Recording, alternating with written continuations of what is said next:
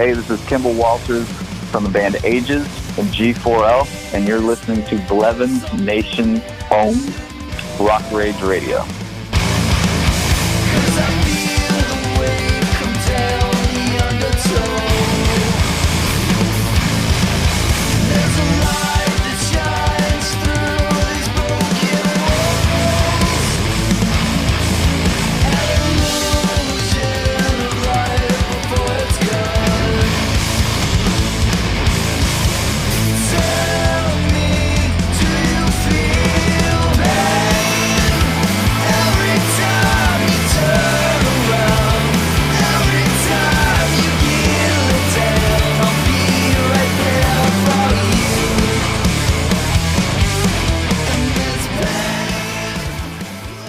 Blevins Nation Entertainment and BlevinsNation.com, the place to go for all the best in rock and roll music, new rock, and podcast. So sit back, hold tight, and open up your ears. The revolution is here. Now here's your host, Chris. Hey everybody, this is Chris with Blevins Nation. We're talking with Kemble, frontman of the band Aeges. How's it going? Good, man. Thanks for having me on. Looking forward to it. Shoot, yeah, man. I've heard some stuff that you're maybe working with G4L. What are you doing with them? Yeah, so Marcus, Kevin, and I have been buddies for a long time. That it was funny the way that whole thing came about was Kevin kind of. You know, he would post about the band on our last record. He liked a couple of songs off the record. And he would, tweet about it and be like, "Oh, I dig this band. You should check it out," or whatever. And so it was kind of one of those relationships where it started off like, "Oh man, yeah, this singer from one of these, one of those huge bands that we all love is talking about us. Let's see if we can get him out to a show." And then it, turns out he's just a normal dude, like you hope they all are, but you don't always get that reaction. Now, normal dude, we became really good buds. He's been an awesome supporter of my band Aeges, and just a really good friend. And he introduced me to Marcus. And that whole conversation, it went on for a while, and then about a week or so ago, he asked me to come on board as, titles are dumb, but we call it, I guess, director of music. So basically, I kind of like, I'm just under Kevin, I guess, so Kevin's like, the main A&R dude, and I kind of try to facilitate between the band and Kevin and bands and Marcus, and make sure that before, they get burnt out on anything from bands, because dude, bands are needy. I'm in one, we're all a bunch of needy little kids, Yeah. And so I gotta, my job is basically take the reins and kind of get as much info as I can and make everyone happy and consolidate stuff and just bring it to the table and see if we can, actually make some careers for these musicians that they've signed. Cool. So in other words, you're kind of like a mediator in a way. Yeah. Kind of sort of, not really, but I know what you mean. Yeah. So. Yeah. It's just, like that's the problem with like having a title in the music business. Like, I'm not an accountant. I'm not a manager. I'm not this. But it's, we're all working towards the same goals, and my expertise and knowledge is kind of similar to that of Kevin, without as much success, but it comes more from a performance. I think what I benefit from is that I've been on many levels, but for the majority of my career, I've been on like the medium level, and so the struggles of where finances really come in, and bands have a hard time realizing how hard it is. That's where my experience and knowledge can come in and be like, well, all right, guys, if you want to make a career out of this, I hope you're comfortable sharing a bed with your guitar player. Exactly. Because if you want to make some money, or if you have a family at home and you want to feed the dog, feed the kids, you don't want to get that extra room tonight or whatever, Yeah.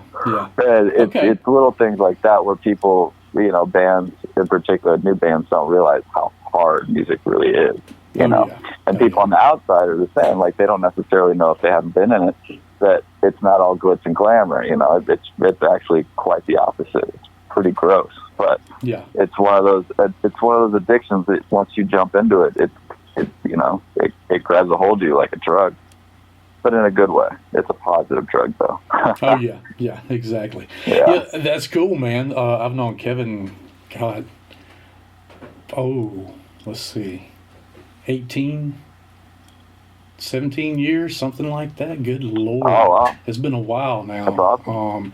Yeah, I interviewed him. He was my first rock interview a year ago. A little over a year ago was my anniversary. I mean, January 30th was my anniversary, and that's when I released his interview. Oh, awesome. Yeah, Very man. cool. And I've interviewed Marcus and Jonathan Jordan from To Whom It May, So, Right.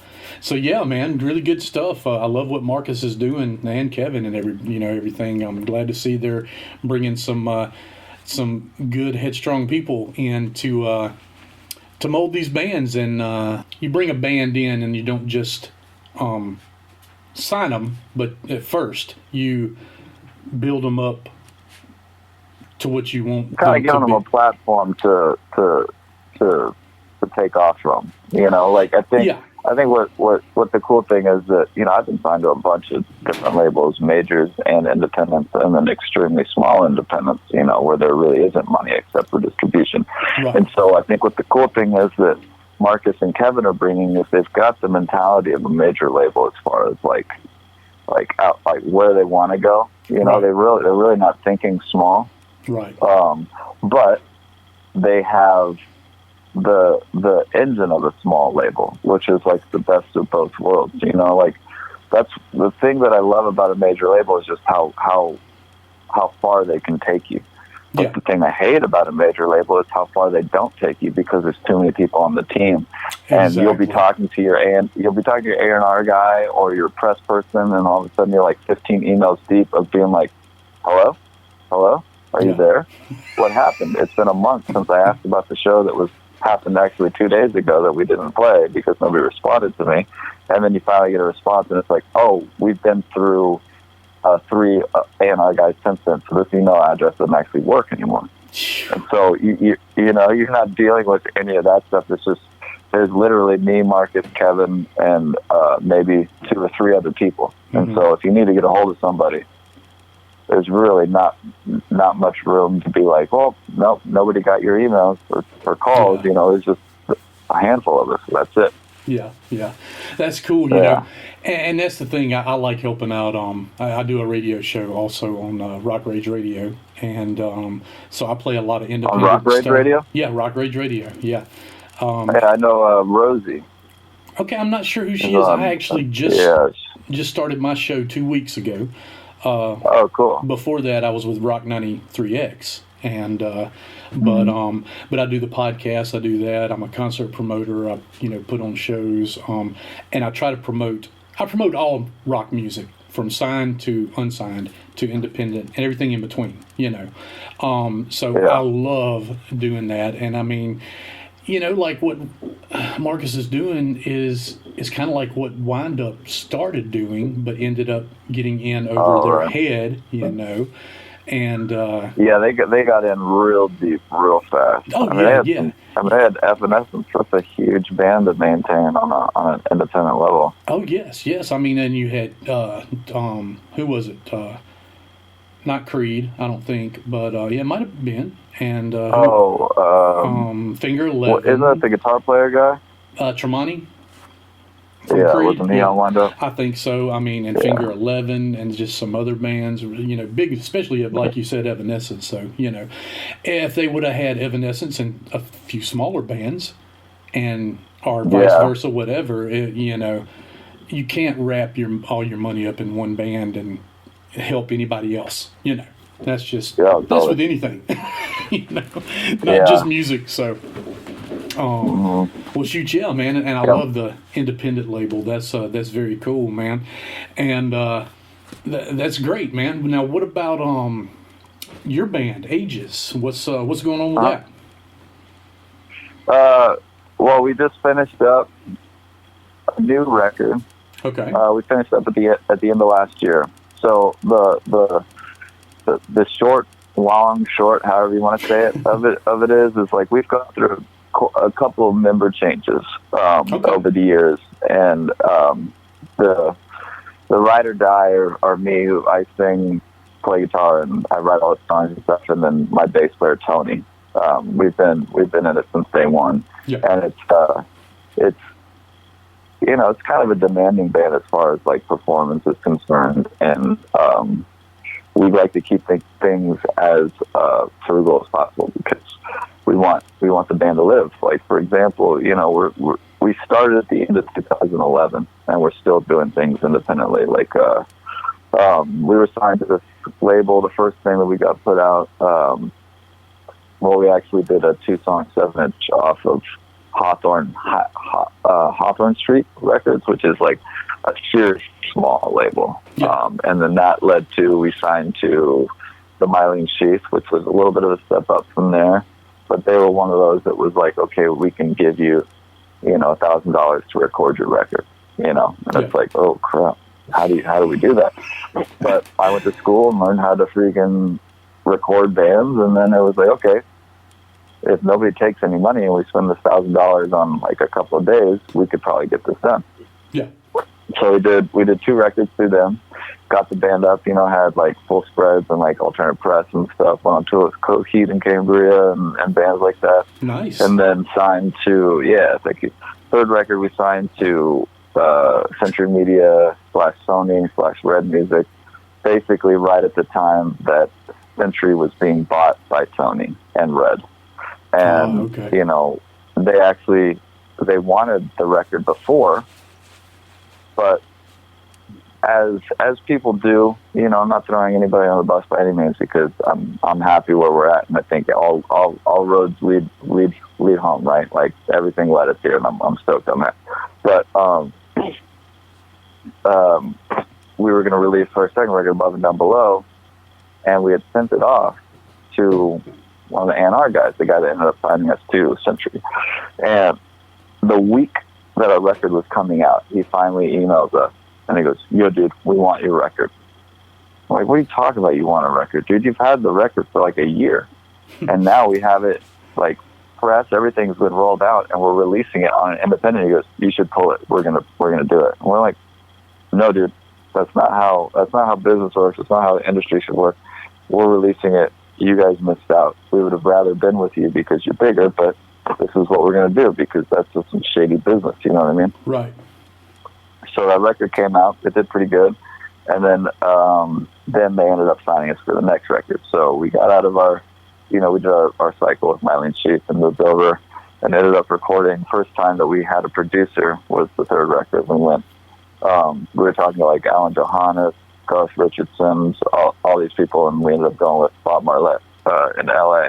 He did like Black Sabbath, either Shinedown, stuff like that. Yeah, I've heard. Recorded a record with him. Yeah, he's a really cool guy, really awesome, insane storyteller. We did a record with him, and then it was one of those situations where the label was being bought by a bigger label. And we were told, like, this is going to be great for you. This is going to be great for you. Well, it turned out it wasn't, It was, we basically have had, from the last 2 years, like, the ultimate, like, label, like, horror experience. You know what I mean? Yeah. Like, we got the runaround from every single person, and our trajectory was skyrocketing. And so it's been kind of upsetting to see the fall and kind of starting over again. But which is, to kind of fast forward, the thing that I like about being part of a record label now is to have that experience and be able to tell bands, like, I'm not giving up. So if this kind of stuff will make you give up, you probably shouldn't be in the band. You probably should do it, because it's going to happen to you somewhere down the line, regardless if it's with the label or with a member or something, And so, and so basically I feel like I could be talking too much about this. I don't know. I don't think it's really I don't think it's a hush-hush matter, but, I asked our A&R and our label, and I said, "Hey guys, we're friends. Like, I don't know how much money you guys have spent on this, but it didn't reach anybody's, dreams or the potential or anything like that. Maybe we should just cut ties and cancel the contract and let us go. You know what I mean? Because we were under contract for a couple of records. Yeah. And so, we had conversations, and finally they were like, okay, we'll let you go. Don't worry about it. We'll let you go. And it was, I think about that moment all the time, because it's like, oh crap, we were like on the biggest label, had all this stuff. Did we make the right choice? And then it's, you think back of, I think so, because we didn't do anything on that label. Right. Not much happened. Yeah. Everyone's expectations outweighed reality, and I think the work didn't facilitate the deal almost. Oh yeah. And so now, we're completely independent. We recorded a 7-song record. We're actually going in with our buddy Roy Mayorga, the drummer of Stone Sour, to finish up 5 more songs at his studio. He's not playing drums on it. He's just letting us use his studio to tie out and engineering and stuff like that. Okay. And so we released our first single, which has actually been, it premiered on K-Rock like 4 weeks ago. Then the third week was number 3. Second week it was number 1, and yesterday was at number 2. So it's been doing pretty good. Okay. And what's the name of that song? Single. That song's called Drifter. Drifter. Okay. All right. Yeah, and we have another single coming out on the 22nd.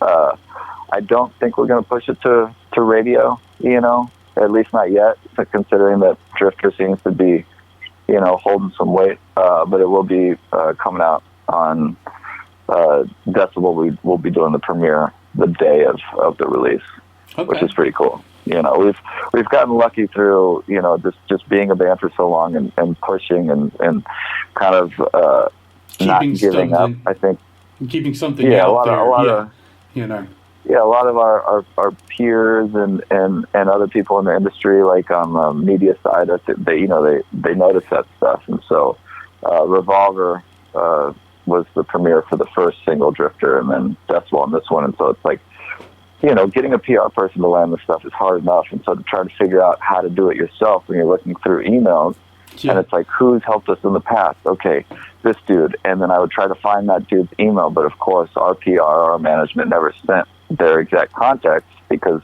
they were the medium or the mediator between us and them. Right. And so it was always like a call-in number, that, you put the code in or whatever. So there's no direct connection between you and the press person. And so it's like, okay, I found the guy's name. Now I got to look on Twitter. Can I find him on Twitter? Can I find him on Instagram? Can I find him on Facebook? Add him on Facebook, Instagram, send him a message. Hey, bro, remember me? You guys are the huge supporters of the band and really helped us out. We need your help yet again. And it's like that waiting game, and all of a sudden you get the message in your inbox. Hey, bro, great to hear from you. We'll definitely help you out. Let's do it. And so we've been extremely fortunate in that realm at the moment. So. Yeah, and that's something that you just hit on. That I try to tell younger bands, there is so much leg work. Even though for sure the internet is there and you can have songs digitally, you can do a video. You don't even have to spend thousands of dollars. You can spend a couple $100s and put a video on. There's all kinds of things, but there is still, no matter what you do, it's grassroots, because you have to dig, you have to work, it's countless hours of behind the scenes stuff that these kids just don't know about, Oh, for sure. And when people find out that you've put the time and the effort in, they actually respect you more. And they're like, wow, you did this on your own? Yeah. I couldn't even do this with this. Or how'd you do that? It's like, you got to be nice. That's the number one thing. It's like, as soon as you start in the band, you got to be nice to everybody. Exactly. Even if they're total pricks to you, you got to be cool. You got to make friends. You don't have to make best friends. You can just make a friend to the point where you're cool on the road and you don't ever talk to them again. But then once they see you, you remind them, and it's like, oh yeah, we should tour again. That was a comfortable tour. Right. That's kind of what happened with the Chevelle camp. We went on tour with Chevelle. We've been on tour with a couple of times, but that's awesome. I'm friends with their producer, this dude Joe Barisi, and you know, I was hitting up everybody on our team, like, dudes, we need to go out with Chevelle. We need to go out with Chevelle, and nobody could seem to make it happen and like get our music into their hands or anything. And so it's like, all right, I hate doing this, but I was at Joe's. I do like some session stuff for when he does like these recording academies at his studio. I'll kind of play drums or guitar, sing for him to like show students like some of his tricks or whatever. And so it was the end of one of the sessions, the beginning or something like that. And I was like, dude, we really need something big, and I feel like we would work really well with Chevelle. Would you mind like throwing our name in? Because obviously they trust you and respect you. They've done their biggest records with you, you know, and it's been like 4 records in a row that they've done with them. And so he was like, yeah, dude, no worries. And within 24 hours, we had not only like, oh, we like your music, it was like an offer for a 10-day run. Hell yeah. You know, my management hit us up and they're like, hey, Chevelle just hit us up, check that out. And I'm like, well, you didn't do that. That was Joe Barisi, because he's freaking awesome, you know, and they respect him. And so thank you, Joe. Mm-hmm. But we got that offer in, and we went out, and you know, it was, or maybe it was only 7 shows, but we did it, and it was the best thing ever, and the guys were awesome, and we catered.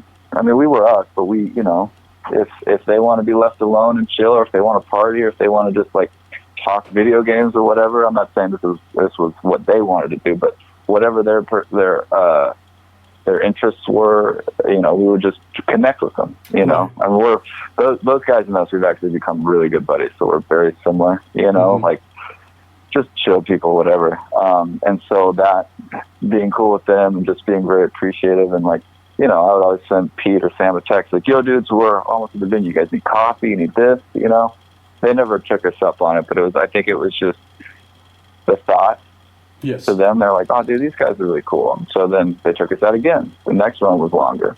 And they took us out again. The next one was even longer than that. And so, you know, just through being cool and positive and staying out of the way when you feel like you should, not cop an attitude, you know, good things happen.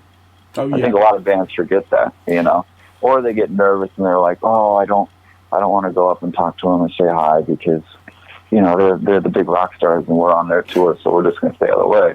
When in reality, you know, you gotta wave and just say, hi guys, we're here, because if you don't, you look like a tool. You know, or it's like you're too cool for school or something like that. You know, in reality, you're just trying to be nice, but you don't realize that you're actually messing things up for yourself. Yeah, exactly. Yeah. You know, and that brings me to a couple of things. You know, don't burn bridges is one thing for sure. Yeah, you burn the bridge, you can't drive over it again. Yeah, exactly, you know. And not just that, I mean, it's not a compromise thing, but it is like the same way with growing up. Not every kid likes the same thing. And you've got to learn to accommodate, in other words, do what they like until there's a connection and a click, and then maybe they will do something you like. You know what I'm saying? And the older you get, the less you do that. Right. Exactly. You know, like obviously you're not going to go, I mean, unless this is your thing, but say, for example, you're on the road and like, you know, whatever the band is, like to party hard. Mm-hmm. You don't have to connect with them on that if that's not your vibe. But you can connect with them over like tacos, you know? Yeah. Yeah, you're like, exactly. Yeah, dude, I found a taco place. You guys love tacos. Oh, we're a little hungover today, but let's do it tomorrow. All right, cool. Yeah, let's do that. Even if it never happens, you're connecting by just mentioning something that they're into. And you don't have to dip into partying if that's not your vibe. Exactly. You know? Yeah. Some people when you end up compromising and doing that, you get screwed. Yeah. So it's a catch-22. The middle ground is so hard to reach. You either overdo it or you underdo it. You know. Yeah, that happens all the time. But I feel like that's even when you just make new friends in general. Like if you get excited about somebody, like, oh man, I just met this new friend. The dude's so cool. Like, am I calling him too much now? You know, and like it's any new relationships that way. You know what I mean? It's like that new girlfriend thing, you know. Yeah, totally. You're like, even like a new piece of gear, you get a new guitar, you play it too much, and all of a sudden you can't write a song. And you pick up an old guitar and you're like, oh, there's my song. Yeah. I got too used to that and I freaking wore it out. That's right. Yeah. Oh, shit, yeah, that reminds me of the song by Hinder, Lips of an Angel, you know. Right. The whole guitar thing, going back to an old one because the new one you can't write with and stuff. That's cool, man. Yeah. Dude, that's a very real reality. Oh, yes. It's so weird. Mm-hmm. Well, the same thing with when I was learning guitar, you know, and I'm sure it happens to you. And there's some out there, of course, it doesn't. They just pick it up and they're naturals at it. But, you know, you can play the guitar when I was first learning and you get to a plateau and you can't get ahead for a little while, you know, and then all of a sudden, boom, and I don't know what changes. Time. Yeah, you know. So, and I think it's just the wires in your brain, like, you know, you're comfortable, but you're not to the point of having to where it just flows through you. Your brain is still, without realizing, it's still talking to itself, like, okay, a G is this, and the A is this, and the D is this, or whatever. Yeah. Where, like, all of a sudden you break through that, where it's like your brain doesn't even tell your hands what to do. They're just moving now. Exactly. Because all the math on the fretboard has just become second nature, and you're just like, oh yeah. Yeah. And then that's when you get into like the real deep, weird stuff where you're like, oh well, that doesn't work. That's why it's cool. And that's why music school kind of sucks, because they tell you things that you shouldn't do. Yeah. Well, music is, you should do everything, you know. If somebody tells you should do it, probably means it's going to be something that people are going to like, you know. You know, yeah, I can see that. Punk rock's a waste of time. It's huge. You exactly. know, punk rock changed the world. Yep. Well, cool, man. So you're working on. You said you're going to record 5 more songs. So y'all have a few already written and recorded. Yeah. We have 7 songs written, recorded. Yeah. Okay. It's funny because they're heavier. So, you know, like I was saying, we've been through some member changes, and now we're basically down to me, Tony, and our drummer, this guy Dylan. And that's how we're doing all the studio stuff. Live, we've got 2 dudes filling in on guitar, so we're doing 3 guitars live because we've always been a 4-piece band, which is I play guitar and sing, another guy plays guitar and sings as well, bass, drums, and we like doing it that way. But then once we lost our previous guitar player, it was like, well, all these parts, you know, all our songs have at least 3 guitar parts. They're very prominent guitar parts. So we're always like figuring out, like, okay, what's the most important thing to play here? Should I do this, or should I do this, or should we like do like a weird combo? But now we can actually do all of them, and even, you know, try things out that are even heavier. So this new stuff that we're doing is more back to our you know, our roots. It's a lot heavier, a lot more melodic. It's funny because it's, you know, it's just more of what we did best, you know, before we signed the major deal and had the producer that was like very concerned about making a single, you know. Because I think I want to make an album, really like not one song. You know, I want every song on it to be good, not just one fucking song. Yeah. We love our last record, but you know, it was just one of those things where it's like when you dig too deep on every single song and don't let it necessarily be what the song was intended to be. Yeah, let it breathe. Then you miss certain things. You know, there's certain things that the fans were lacking on the last record, which were like more of my screams or like the extended riffs as opposed to like the producer riff, where it's like, let's cut that in like, let's just do 1 round instead of 20, where it's like the fans wanted the 20 rounds of that riff because that's what we used to do. You know, all our songs, you know, even the last record, our songs are still pretty long. It's funny because this new record, we have Drifter is the shortest song we've ever written, which I think is 3 minutes. We've never written a song any shorter than that. But I think it's just, you know, over time you learn and you grow and you learn more about yourself and how you play. Yes. And going through all the growing pains that we've done, it's like, oh yeah, well this is us. We can make all the types of songs that we want to make without having to like talk to ourselves too much you know, and like tell ourselves where we need to go. It's just going to naturally happen, I guess. And so we're all really psyched on it. I think it's my favorite stuff that we've got so far. But yeah, we've got 7 done. We're going to do 5 more. The dude that mixed our last record, Bo Burchell, guitar player for this band, Theosin, awesome producer, engineer, mix engineer. He mixed it. It's all self-produced and engineered, except for we did the drums at the Omen Room with our buddy Josh Newell engineering. Okay.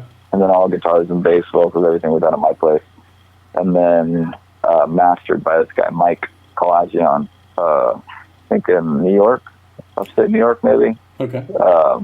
Who did our last record as well. We just kind of, when you find a really good team, you know, especially with mixing and mastering, you kind of want to just stay there. Yes. Yeah. You know, you find what works, and you're like, okay. You know, they become buddies, and so they're really helping us out with being a completely independent band and not having as much finances as the machine had, you know.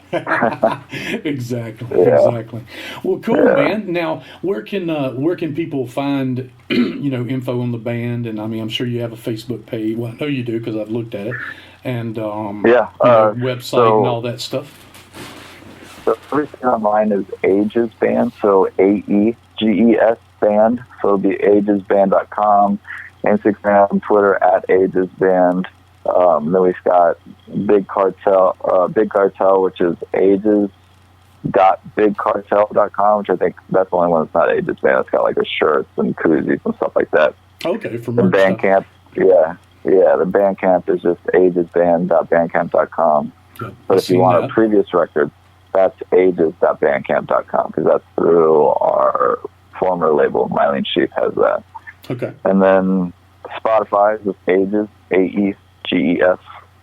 And that's always the thing, is like when people try to type it in, they always forget, or they do AEGIS right. or something. And that's like, that ends up being like this 10-piece Korean band. You know, it actually pulls up thing, even. Yeah, when you just search AEGES online, it pulls up y'all and AEGIS. You know, so definitely, definitely the ES. I think Aegis is really big, like a lot bigger than us, and so they probably just assume that everyone's spelling their name wrong. Yeah. But yeah, so with that means more people should Google Aegis so that we can come up a little bit easier. Exactly. So, and they're on Facebook now. Are all the tunes and stuff so far from all the different records and you know, labels? Are they on iTunes? All that kind of stuff. Yeah, everything's on iTunes, Google Play, Amazon Music. It's all you do is just search Aeges and it'll pop up. And our latest single is Drifter. We have a song called Pain coming out February 22nd. And those are our first 2 songs from the record that we're still deciding if we're, you know, ideally we'll be putting out through a label, you know. But if not, then that means that the independent Austin was the way to go. But we do love a team, you know. We do like to have people working with us. Who knows? It could be G4L. You never know. Yeah. But my work with G4L right now is strictly helping for other artists facilitate these 2 bands. And make sure that the label grows alongside the artist. You know. Yeah. Very cool. Yeah. Now, are y'all is Aeges planning on doing any shows we're doing, in the future? I mean, I know in the future, but I mean in the near future. Do y'all have anything booked? Or? Yeah. We're doing.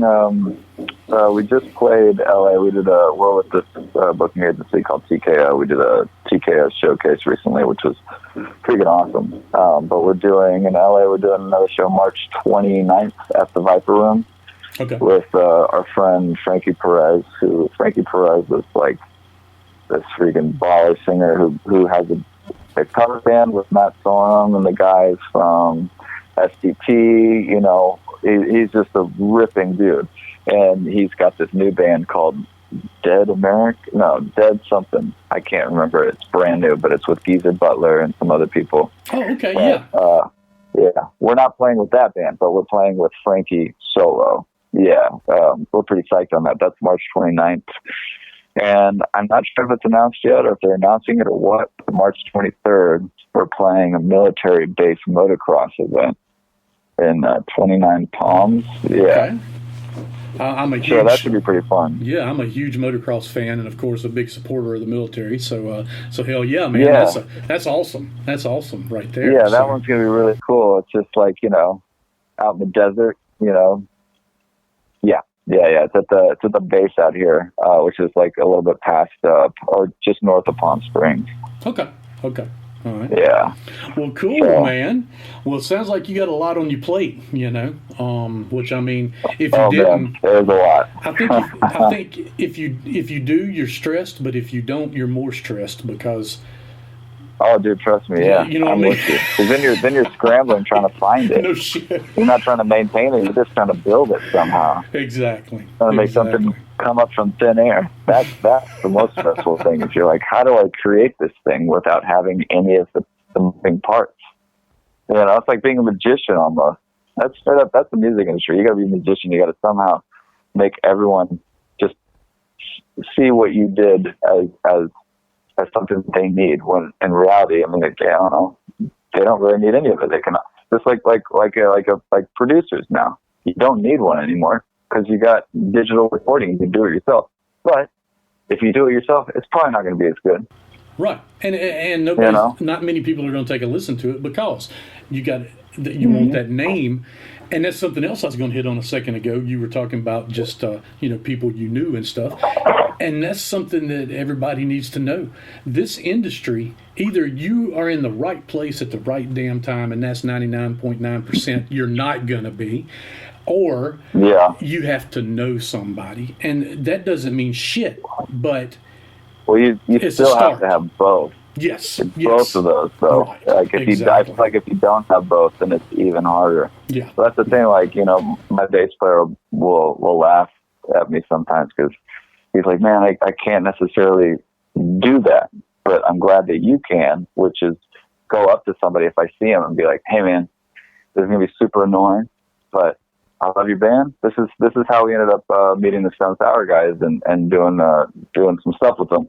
Was we saw him at a festival at the beginning of our tour with Chevelle, and I went up to him, gave Roy, the drummer, a CD. We weren't friends yet. We had mutual friends, and I was like, "Hey, man, love the band. We've briefly met, but just reintroducing myself. Here's the disc. Would love to know what you guys think." And then a month after meeting him, we end up at the same festival again, Carolina Rebellion, I think. We were the first band on the main stage, and we walk up to get on stage, and it's all of Stone Sour waiting for us to walk on. That's awesome. And they're like, "Dude, we love the CD, man. Thanks for coming up and giving it to us. That was so rad." And we became friends with them, gave them shirts. They started wearing our shirts on stage. Hell yeah. We only got to do one show with them, but I mean, that one show was totally worth it, Oh, hell yeah. And now we have friends for life now, hopefully things come down the road, like I was saying, we're recording now with Roy. I did a short film with Roy. We were both acting for the first time a couple of days ago, this horror flick from one of our buddies. Oh, cool. And so it's like, you got to put yourself out there and not be afraid to be embarrassed, because I think it's a vulnerability that people gravitate towards, like, "Oh, wow, I've been where you are." And that's really cool that you do that, Exactly. Because a lot of people don't, and I'm not saying that everyone has to, just somebody in your band has to. Right, exactly. And that reminds me, because for the first time I met Kevin, I gave him a CD, and we started talking just through, hell, I don't even remember what it was, maybe MySpace back then, or hell, who knows? Oh, yeah. Email or whatever, And next thing you know, but this was Kevin Martin in the High Watts, not Candlebox at the time. Oh, right. Yeah. And Kevin, I would give him shirts, and he would wear them, my Outsiders shirts as band on stage and shit. And that was just the biggest fucking thing. Even though nobody gave a fuck what he was wearing, it was cool to me. Oh, totally. But dude, it's funny because you'll get like a retweet or something from like a famous person, and the response back is really large. Regardless, you'll see like 500 people commenting on the fact that they mentioned you, like, oh, you should check out my friend's band, blah blah, and everyone's like, oh, blah blah, I love you. Where it's like they're all commenting on this thing with your name on it, but they're totally ignoring the fact that it's they're trying to help promote you. But you'll get one or two people, and those one or two people will be That's there. right. Thanks to them, and it's totally worth it, because then it trickles down, and those two people tell 2 more people or 5 more people, and then those 5 people turn into like maybe 2 of them dig it, and it's a very long, as you know, I'm sure, but it's a very long road, but it grows with the word, Oh, if I'd have only known back when I was in my 20s or even teens what I know now, there's no telling what I could have done, just what I've learned in the last year, so it's awesome, man. Well, without the internet back in the day, man, that stuff was almost better but worse, it was but amazing, damn near impossible. Yeah, because the ones that actually made it, they were the ones that really cared. Right. And you never heard the stories of people complaining or like, oh my gosh, I ran on my daddy's money, whatever. Or it's like, you don't have all these bands that do have financial help or do have this that actually aren't that good. Or what I've actually noticed a lot is you'll get these people that get these amazing opportunities, but they don't really want it. Yeah. And you're like, well, yes. Why are you doing it? Exactly. Like there's so many other people out there that really want this opportunity. And I want to shake the shit out of them until their damn head pops off, I mean, because I've never had the chance, and that's what I'm trying to do, is give people a chance and give them a platform and a way of getting their music out there and getting their music heard by people and introducing them to people, and it just pisses me off sometimes. Yo, dude. Yeah, no, I feel it. But I mean, what can you do? I mean, that's the power of the internet, man. Yes. You never know what's going to connect at all. Exactly. But if you got the reach, somebody's going to pay attention. Oh yeah. Well, and that's always the thing too with like negative feedback. It's like, dude, there's so many people in the world that somebody's going to like what you do. So you get a review that says they don't like it. It's like, who cares? Yeah, exactly. Some people dwell too much on that, and it can hit you in the wrong spot, But the thing is, and it's the same as it's always been. Feedback is feedback. Mm-hmm. It doesn't matter, good or bad, as long as someone's talking about you. Yeah, it's an opinion. There's no fact. It's all opinion. Right, exactly. That's what producers too. Like even like the highest paid producer, it's like all it is a very expensive opinion. Yeah, and not everybody. And it could be really good, but you don't have to. It's not doesn't mean it's right. Mm-hmm. You're right. When they say it's right or wrong, that's when you're playing wrong. That's when you're looking at music in the wrong way, because you're like, why do I go to the chorus here? Because you need a single. Like, well, screw your single, because the song doesn't want to be the single. The song wants to be lit. That's what I'm feeling right now. My song is 4 minutes and 17 seconds, not 2 minutes and 30 seconds. Quit taking shit out of it because you want to hear it on the radio. Yeah, our last single was the longest song that was on K-Rock. Mm-hmm. Our last single on the previous record, Waitlist. No. Oh, that's okay, before the shortest song that we've ever written. Oh, okay. That's the shortest song we've ever written. But the one before that K-Rock is playing, it was almost 5 minutes long. Wow. And it was, it was on the charts on K-Rock and stuff. And it's just like, if you can keep their attention, time goes by. If you've got enough in there, as long as you're not wasting time.